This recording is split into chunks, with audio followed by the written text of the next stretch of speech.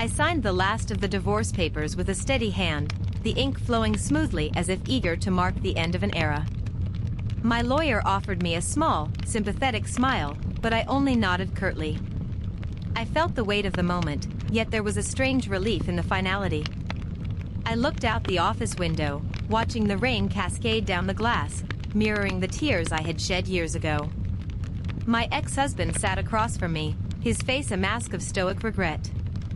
I remembered the days when his smile could light up my world, but today, there was no warmth, only the cold realization of what he had lost.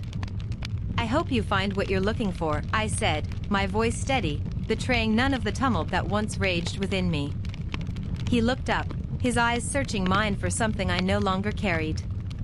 "Thank you," he replied, his voice low. "I wish the same for you." I gathered my documents, the crisp paper rustling in my hands.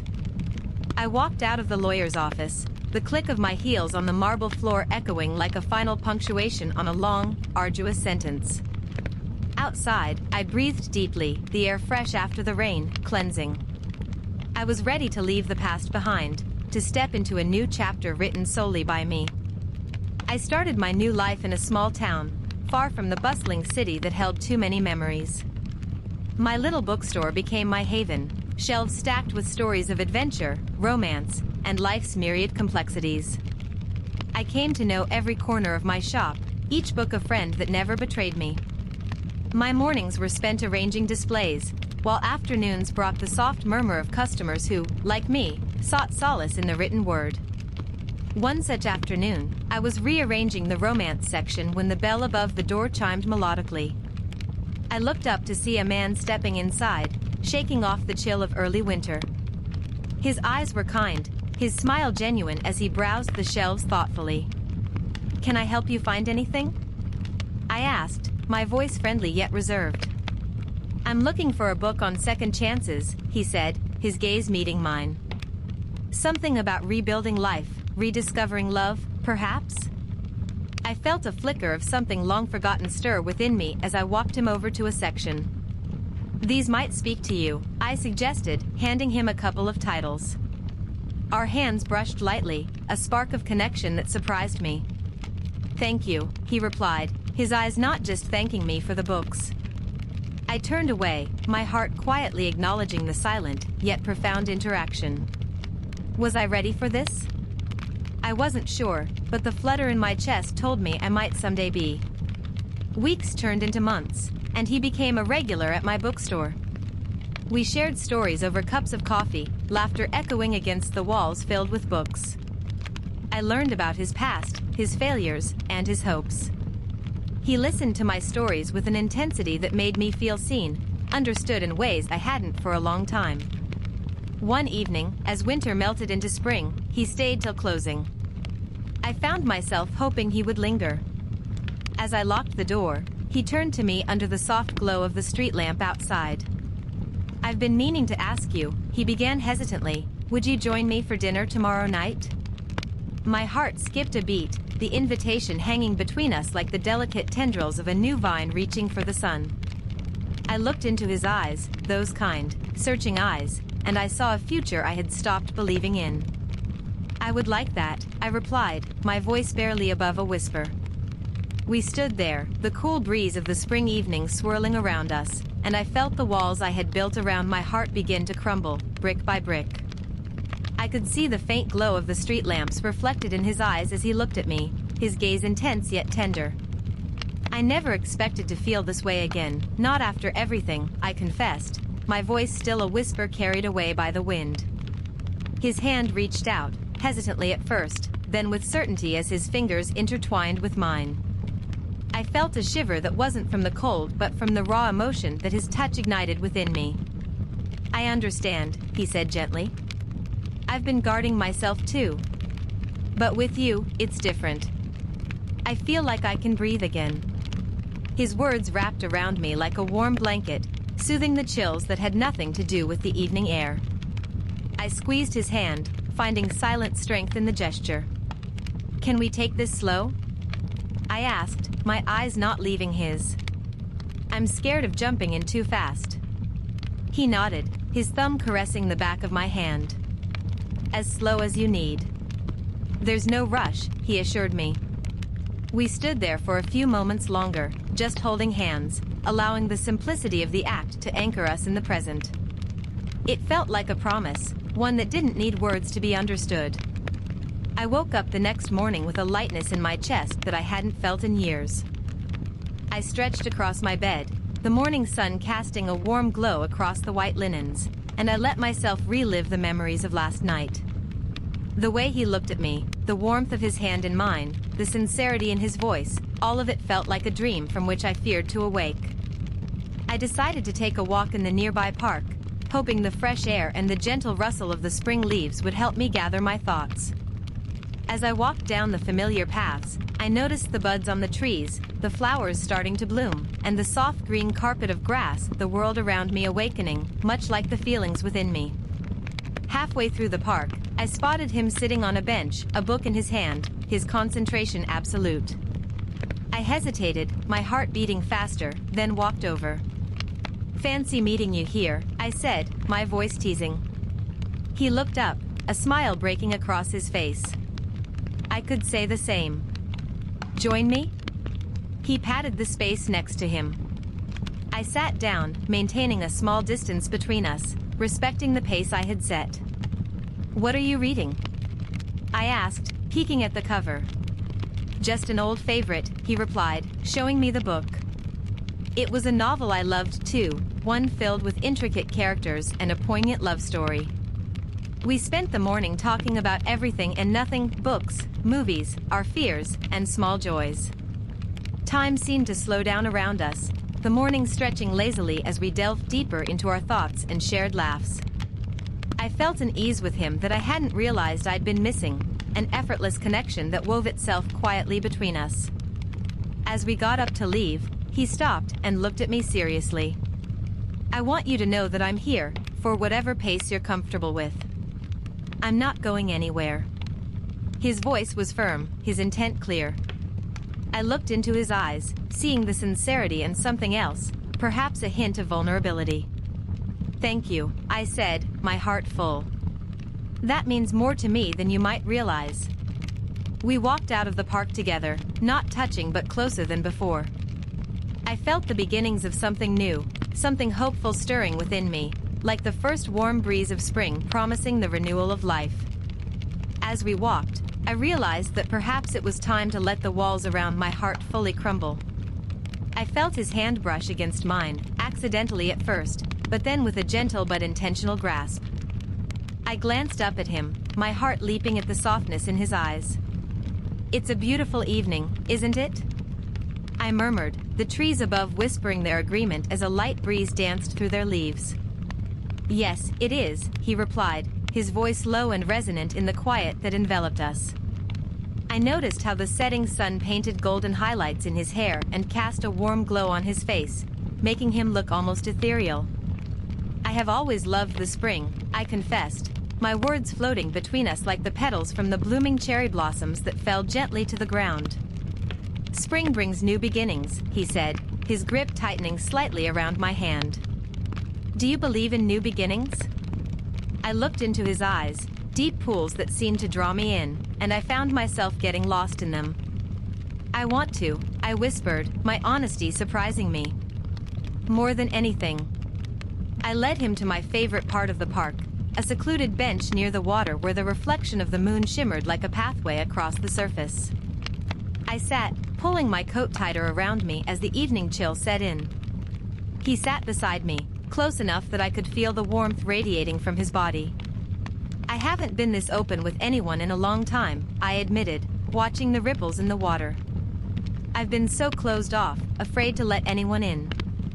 "I understand that feeling," he said, turning to face me. His eyes held a mixture of empathy and something else that I couldn't quite place. "It takes courage to open up again. But it's worth it, don't you think?" "I'm beginning to think it might be," I said, meeting his gaze.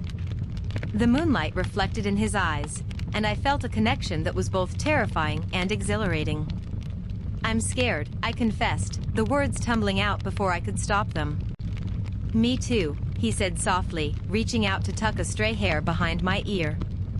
His touch sent shivers down my spine. But maybe we can be scared together? I nodded, my heart pounding in my chest as I contemplated the implications of his words. We sat in silence for a moment, the only sounds the gentle lapping of the water and the distant calls of night birds. I turned my hand over beneath his, our fingers intertwining. It felt right, as though our hands were meant to fit together this way. I don't know what comes next, I said, my voice barely above a whisper. Neither do I, he replied, squeezing my hand gently. But I know I want to find out with you. I leaned my head on his shoulder, feeling a sense of peace settle over me.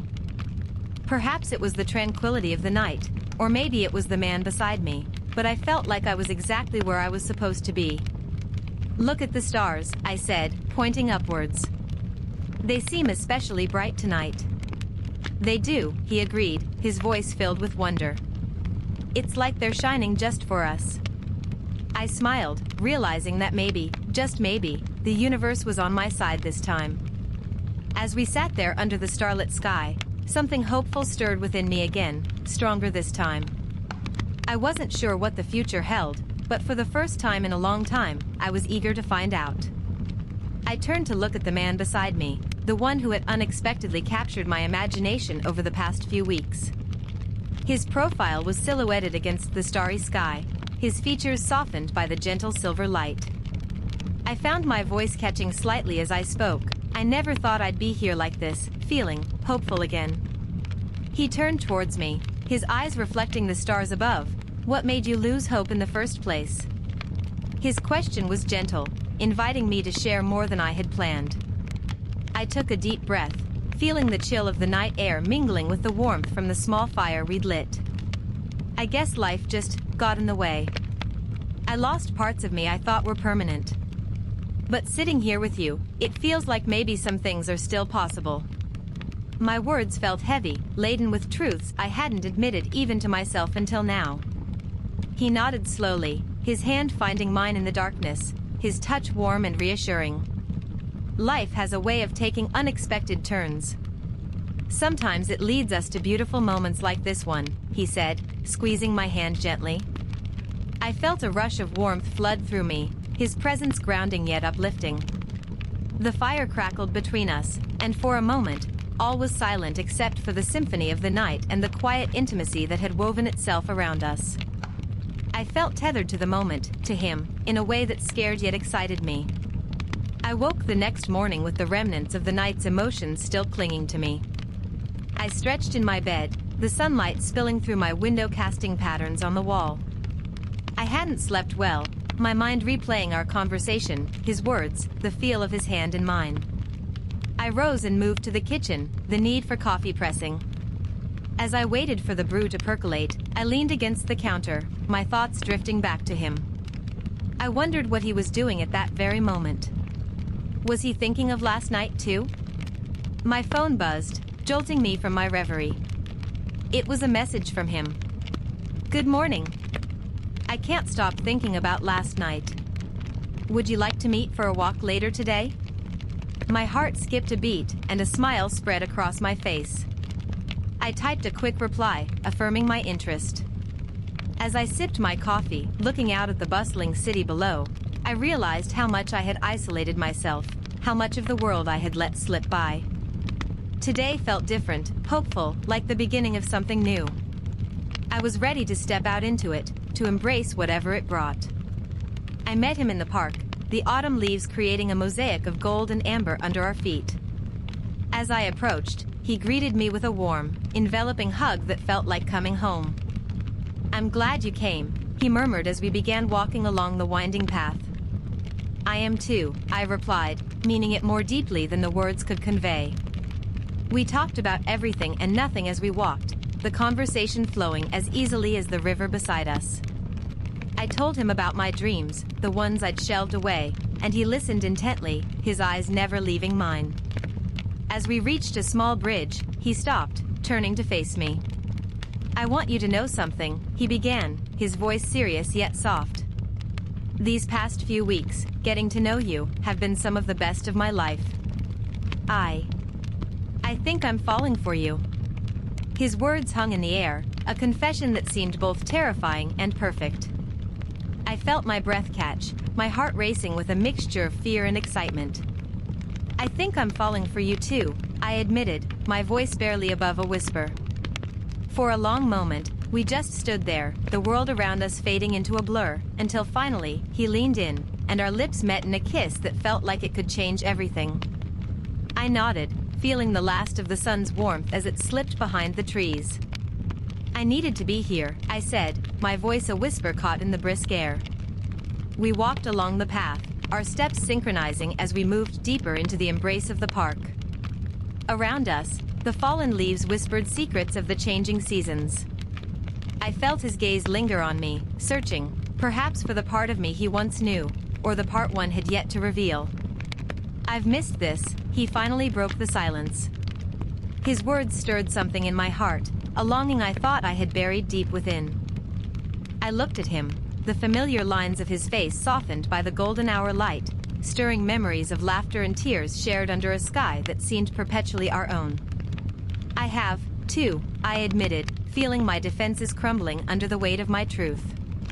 The path curved ahead, mirroring the uncertainty that lay in the gaps of our conversation. I wanted to ask if there could be a we again, but fear held my words captive. Instead, I let my hand brush against his, a tentative whisper of contact. His fingers entwined with mine, a silent answer that filled the space between us with a hopeful warmth. I felt my heart skip, daring to dream of possibilities. For a moment, I allowed myself the luxury of imagining a future where I didn't have to let go. As we reached the old oak tree, the one that had been our confidant on many lazy afternoons, I felt him pull slightly, guiding us to its sturdy base. We sat, the rough bark pressing against my back, reminding me of a time when this was our refuge from the world. He turned to face me, his eyes reflecting the twilight sky. "I know we've both changed," he began, his voice a mix of resolve and vulnerability. "I know that what we had, it ended not because we wanted it to, but maybe because we needed to grow." I listened, the lump in my throat growing with each word he spoke. I knew he was right, our paths had diverged, leading us on journeys we had to undertake alone. Yet, here we were, paths crossed again, perhaps a bit worn, but wiser. "Do you think," I hesitated, searching his face for a hint of the future, "do you think we could start anew? Not forgetting the past, but maybe building from it?" He reached out, tucking a stray leaf from my hair, his touch lingering. "I would like that," he said, a smile breaking through the uncertainty. "I would like that very much." We stood at the edge of the park, the city lights flickering to life in the distance. I felt the cool night air wrap around us, a gentle reminder that time was moving forward, with or without us. He stood close, his presence a comforting constant in the sea of change. "I should head back," I said, though every part of me screamed to stay, to hold on to the fragile thread that we had woven together tonight. "I'll walk you home," he offered, his voice steady, but his eyes revealing a trace of the fear of parting. As we walked, I felt the comforting weight of his hand in mine, grounding me to the here and now. When we reached my door, I turned to him, the city's heartbeat echoing in my ears. "Thank you, for tonight, for everything." He smiled, the kind that reached his eyes, lighting them up in a way that pushed away the shadows of our past. "Let's not wait another lifetime to do this again," he said. I nodded, my heart full. "I'd like that." He leaned in, his kiss a promise, a soft seal on our newfound beginning. As he walked away, I touched my lips, the warmth of his kiss lingering, a bittersweet reminder of what we had reignited tonight. I knew the future was uncertain, but for the first time in a long time, I was ready to face it, with hope lighting my path.